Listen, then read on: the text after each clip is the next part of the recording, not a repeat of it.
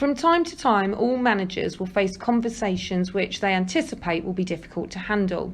Scenarios might include addressing under or poor performance, tackling instances of unacceptable behaviour, investigating reports of bullying, giving some constructive feedback, turning down employee requests or dealing with sensitive personal issues, to name but a few.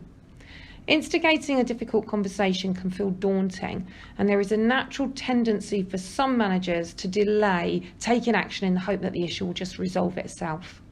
But this is rarely the case. Procrastination won't make problems disappear, and in fact, often if issues are ignored, they are likely to escalate and then become even more difficult to resolve. Following a set process for these sorts of situations can really help. So why not use this 8-step process to help you control the process and give you the best chance for a successful outcome? So step 1, think about the location and the timing of the meeting.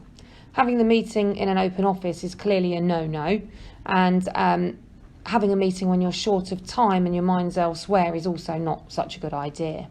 If tensions are high, you may decide it is suitable to signpost a meeting later in the day when emotions have calmed down a little bit.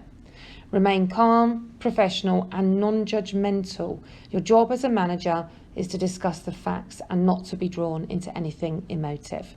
So step 1 is introducing the issue and really setting the scene for the conversation. So a good example of that would be, thank you John for travelling down to see me today, but I felt it was better to have this meeting away from the team so that you could talk freely and we wouldn't be disturbed by any of the phones ringing. Step 2, establish the issue. Clearly and concisely state the issue. Do not jump to conclusions and don't sugarcoat the issue either. So as an example, John, I've noticed that you have been more than 15 minutes late this week, and although you were 15% behind target, your activity figures have dropped dramatically over the past 2 weeks as well. Step 3, explain your concerns.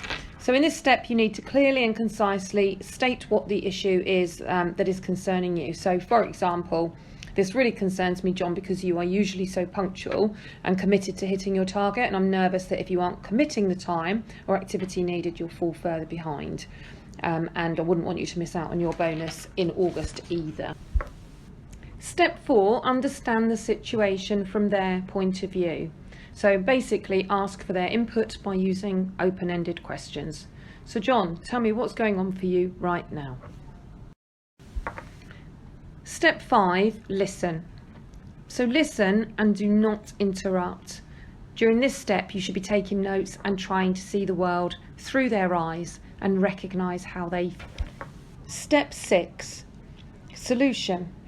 Ensure they take responsibility for the issue and for finding the solution by asking for their ideas. For example, John, as your manager, I'm here to support you every step of the way, but what ideas do you have to put this right? What else could you do? And what do you need from me to support you with that? Step 7, take action.